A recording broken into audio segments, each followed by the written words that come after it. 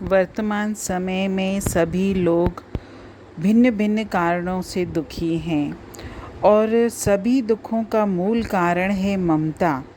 जिन वस्तुओं और व्यक्तियों में हमारी ममता है, उन्हीं के बनने बिगड़ने का असर हम पर पड़ता है।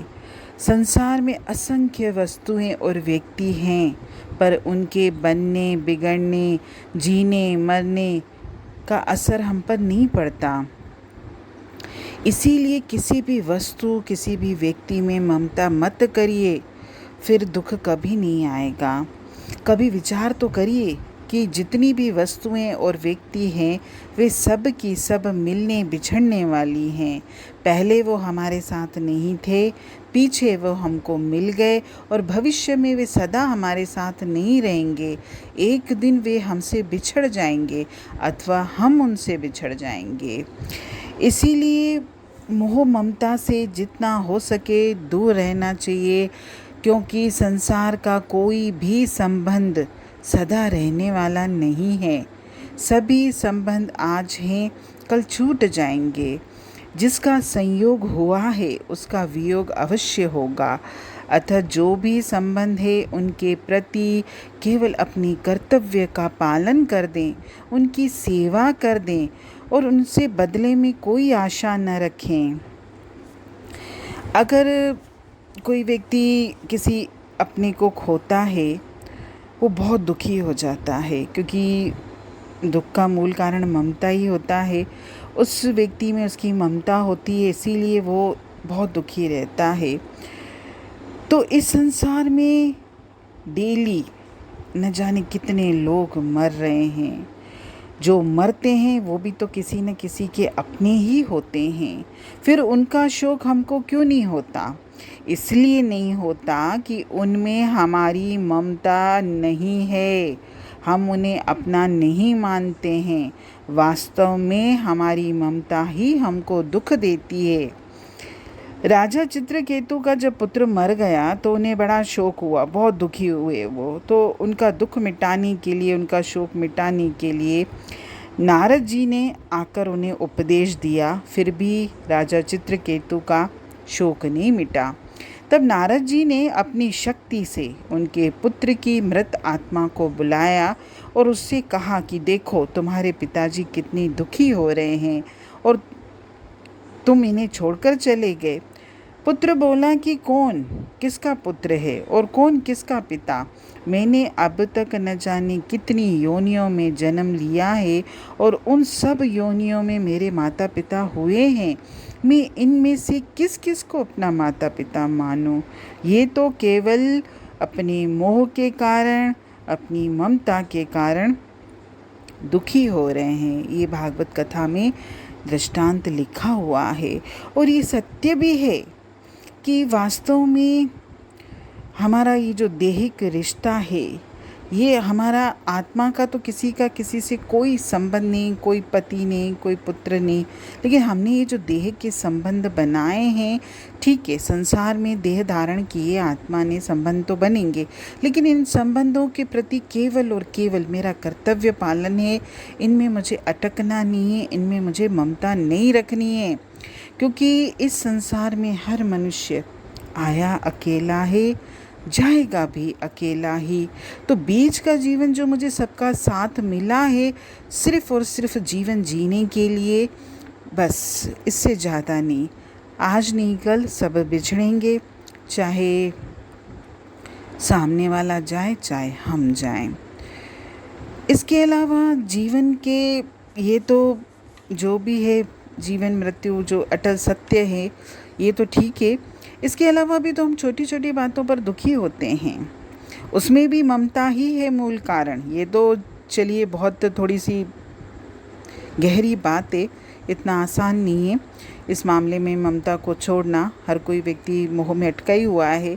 लेकिन इसके अलावा भी हम अपने जीवन पर दृष्टि डालें, हमारे जीवन में बहुत सारी बातें हैं इसी मोह ममता के कारण हमको दुखी करती हैं। जैसे घर में सभी के परिवारों में बुजुर्ग होते हैं, तो जब वो बुजुर्ग कोई भी जो भी व्यक्ति हो जाता है, तो वो जब काम नहीं करता तो उसको क्या लगता है कि मेरा परिवार मेरी बात नहीं मानता, मेरा सम्मान नहीं करते, या कई लोगों को ये शिकायत होती है कि मेरे बच्चे मेरी सेवा नहीं करते, तो वो दुखी रहते हैं। तो इस संबंध में भी एक छोटा सा दृष्टांत है कि यूनान के जो दार्शनिक थे, बहुत प्रसिद्ध सुकरात नाम लगभग सभी ने सुना होगा। तो एक बार वो कहीं घूमते हुए किसी शहर में पहुँचे, तो वहाँ उन्हें एक वृद्ध व्यक्ति, एक बुजुर्ग व्यक्ति मिला। तो सुकरात ने उनसे उनके व्यक्तिगत जीवन के बारे में पूछा। तो वो वृद्ध व्यक्ति बोले कि मैं अपना पारिवारिक उत्तरदायित्व अपने पुत्रों को देकर निश्चिंत हूँ। वे जो कहते हैं कर देता हूँ, जो खिलाते हैं खा लेता हूँ, अपने पोते पोतियों के साथ हंसता खेलता रहता हूँ। बच्चे कुछ भूल करते हैं तो भी चुप रहता हूँ। मैं उनके किसी कार्य में बाधक नहीं बनता। पर जब कभी भी वे मुझसे कोई सलाह लेने आते हैं, तब मैं अपने जीवन के सारे अनुभवों को उनके सामने रख कर जीवन में की हुई भूल से उत्पन्न जो भी दुष्परिणाम मुझे मिले उनकी ओर उनको सचेत कर देता हूँ। वे मेरी सलाह पर कितना चलते हैं ये देखना और अपना दिमाग ख़राब करना मेरा काम नहीं है। वे मेरी सलाह पर चलें या न चलें, ये मैं उनसे आग्रह नहीं करता।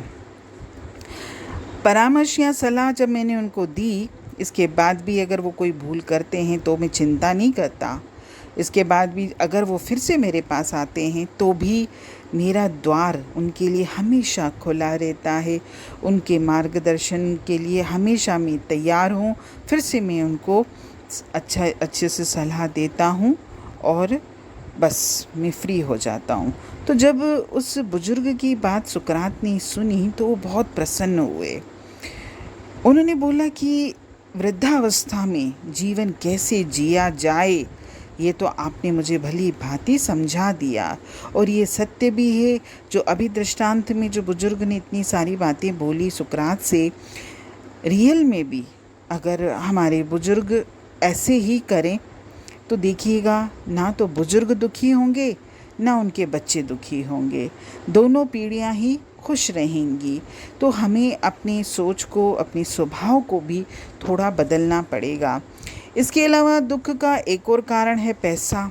पैसा भी इंसान क्यों जोड़ता है? वहाँ भी हमारी ममता है, क्योंकि किसी और के लिए हम पैसा नहीं जोड़ते। अगर हमारे पास पैसा नहीं होता, आज अगर हमारा वर्तमान अच्छा चल भी रहा है तो भी लोग दुखी रहते हैं। क्यों? क्योंकि भाई हमको भविष्य में अपने बच्चों के लिए भी तो कुछ जोड़ना है। यहाँ भी आपकी ममता। तो इसके अलावा झगड़े हैं। झगड़े भी हम बाहर से अजनबियों से नहीं होते। झगड़े भी हमारे, जहाँ हमारी मोह ममता है ना, वहीं पे हमारे झगड़े होते हैं, वहीं हमारी तू मैं होती है, वहीं ये सब होता है। बंटवारे पे, पैसों पे, तेरे मेरे पे, छोटे बड़े पे, न जाने हमारी कितनी बातें हैं। यानी सारे दुखों का मूल कारण केवल और केवल ममता है। और इस ममता से दूर रहिए। जितना हो सके हमको एक एक चीज़ में, एक एक व्यक्ति में अटकना नहीं है। चाहे आप जड़ में ममता करोगे, चाहे चेतन में ममता करोगे, दोनों ही चीज़ें आपको दुखी करेंगी। इसीलिए अपने आप को हमेशा खुश रखिए। और वास्तव में अगर कोई दुख है भी, किसी भी कारण से, ममता के कारण से ही है, अगर है भी कोई दुख, तो उसमें भी आप निराश मत होइए। ये सोचिए कि भविष्य में ये दुख भी हट जाएगा, मेरे जीवन में सुख का सूरज भी आएगा।